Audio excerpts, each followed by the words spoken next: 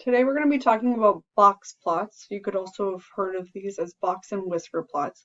So these are just a graphical way to display data that divides the data into four equivalent parts or quartiles. So that means that even though these pieces don't look equal, they each represent 25% of the data, okay, to give us a total of 100.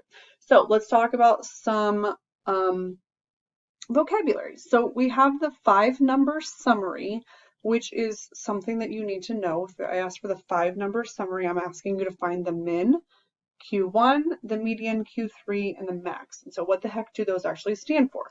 So the minimum is going to be the smallest number. Okay, whatever the smallest number is in your data set is the minimum. The maximum value is then going to be the largest number.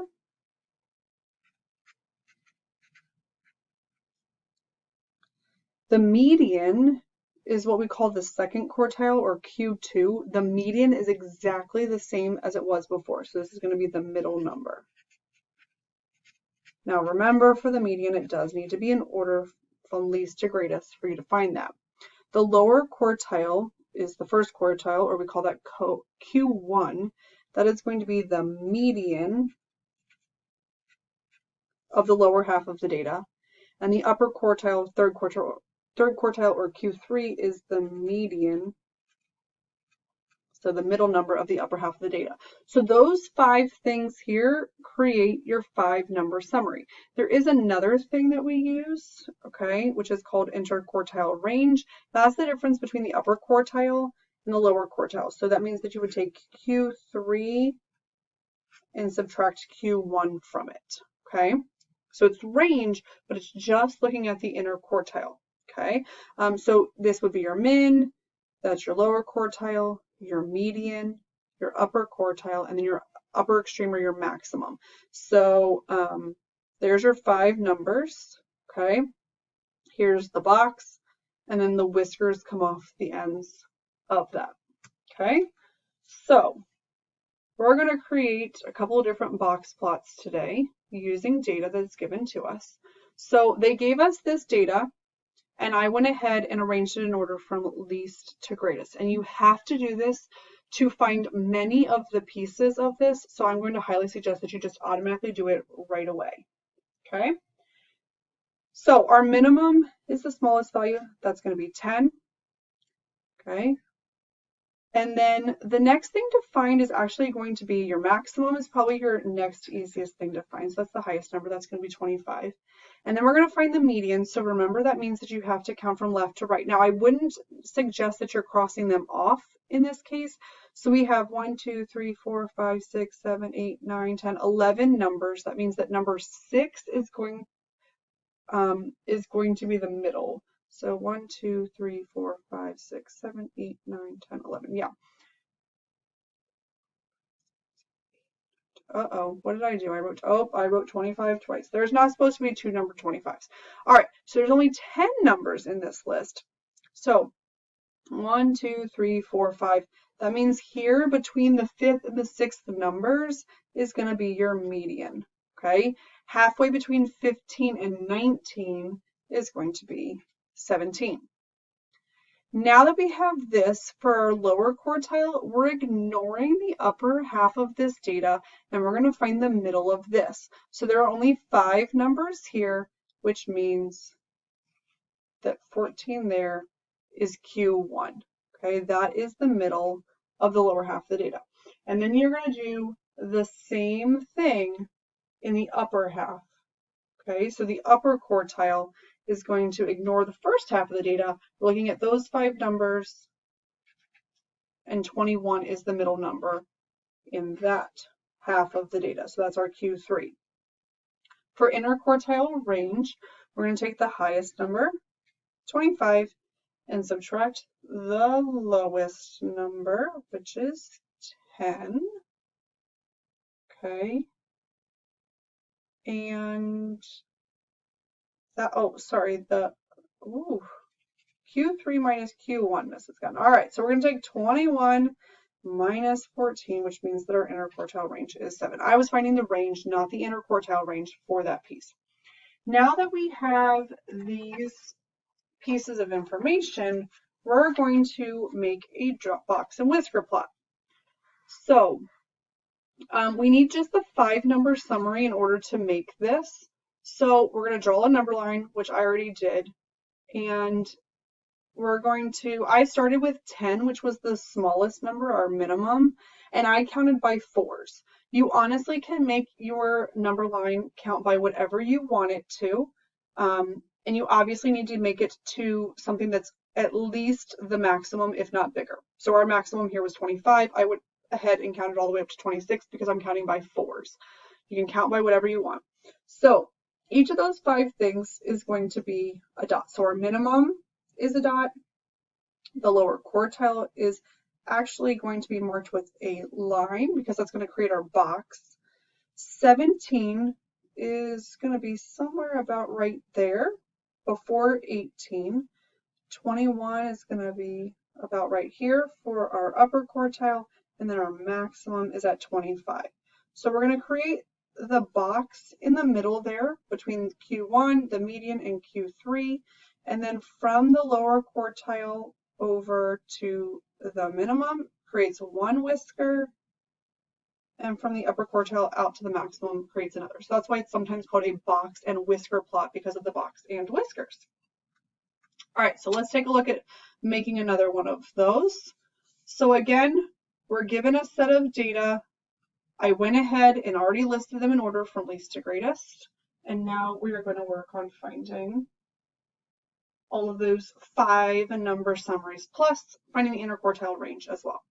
All right, so the smallest value is 28. The largest value is 47. Okay, we have 1, 2, 3, 4, 5, 6, 7, 8, 9 numbers. That means that the 5th number here is going to be our median.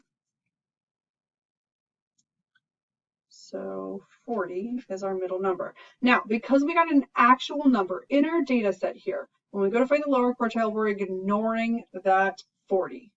Okay? In the previous example, our median was 17, and that wasn't one of the numbers that we actually had listed in our data set. So for this, we are ignoring that median of 40, and now we're going to find the middle of these. Well, since there are 2 numbers in the middle, we need to find out what is halfway in between those. So halfway between 38 and 39 would be 38.5. The mean, or the average between them, would be 38.5. So there's that. To find the upper quartile, we're going to do the same thing. We're ignoring that median since it was a number in our data set. And Q3 is going to happen there in between 42 and 44. So our upper quartile is 43. Now that we have our Q3 and Q1, we can take 43, the Q3, subtract 38.5, which is the Q1. And when we do that math,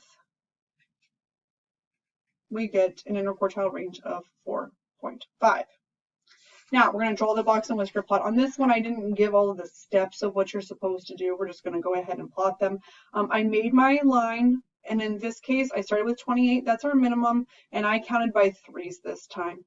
Again, you can count by whatever you want. You can make your, your number line be as big or as small as you want it to be, and you count by whatever. I'm not suggesting that you're ever really counting by 1s unless you truly have a pretty close amount of data as you're going. So minimum gets a dot. Our lower quartile, 38.5, gets a line. 40 gets a line. 43 gets a line because those are going to create the box. And then 47 is, should get a dot there. Okay, so the last step is to connect the box to the whiskers there. Okay, now the other thing we're going to do is we could be able to look at a box plot and analyze what's happening. And this is something that we're going to talk more about in our next lesson as well, but we'll start it here today. So we have word lengths of tragedies by Aeschylus, Sophocles, and Euripides. Okay, so this is the information. We have 3 different box and whisker plots or box plots next to each other that we're comparing. So it says calculate the range and interquartile range for Aeschylus. Okay, so as we're looking here, remember the range is going to be where you're taking the highest minus the lowest. And for Aeschylus, we're here, the highest is just below 6,000. So let's say that's 5,900. And the minimum is going to be just below 5,000. So let's say that's 4,900, which means that our range of this is 1,000. Interquartile range, we're going to use, you can use the abbreviation IQR for that, interquartile range. And so for that, you're using the 2 ends of the box. So here we're a little bit higher than halfway between 5,000 and 6,000. So let's call that 5,600. And here we're just above 5,000, so let's say that that's 5,100. So our interquartile range for Aeschylus is 500. All right, it says rank the upper quartiles from largest to smallest. So the upper quartiles are going to be the top of the box here for each of these. Okay, so I'm going to just use their first initials. So for Euripides, he had the highest at, let's say that's 9,200. Okay, his comes up the highest here. And then Sophocles comes next at, let's approximate that to be 9,000. It looks pretty close there. And then Aeschylus was the one that was the lowest here, and we said before that that was 5,600. Okay, these are approximations as well, so they don't have to be 100% perfect. All right, the last one says, without calculating which of these 3 playwrights has the largest interquartile range, how do you know? Well, we calculated Aeschylus's, but we don't have to calculate any of them in order to figure this out. For interquartile range, that's going to be the box of this. And so we're looking for the one that has the biggest box. So this one's pretty short, that one's pretty tall, and this one's in the middle. So Euripides is the one